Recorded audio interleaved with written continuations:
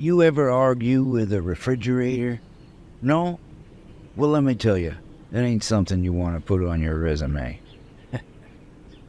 You see, my late wife, God rest her soul, she always wanted me to eat better. So one day she brought me home one of them smart fridges, supposed to track my habits, help me make better choices.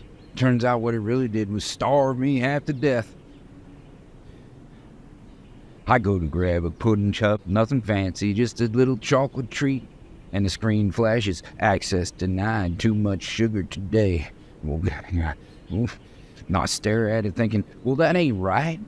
I don't remember signing up for a food dictatorship, so I tried again. Same thing, now I'm mad. I start punching in passwords, my birthday, my dog's name, even let me in, you stupid box. Nothing. Turns out my wife set the password and took it to the grave. So I did what any red-blooded man would do. I wheeled that fancy-talking fridge right out to the garage, and I plugged in my old rusty mini-fridge from 1979. No screens, no passwords. Just ice-cold pudding cups and peace of mind. Technology might win a few battles, but stubborn wins the war.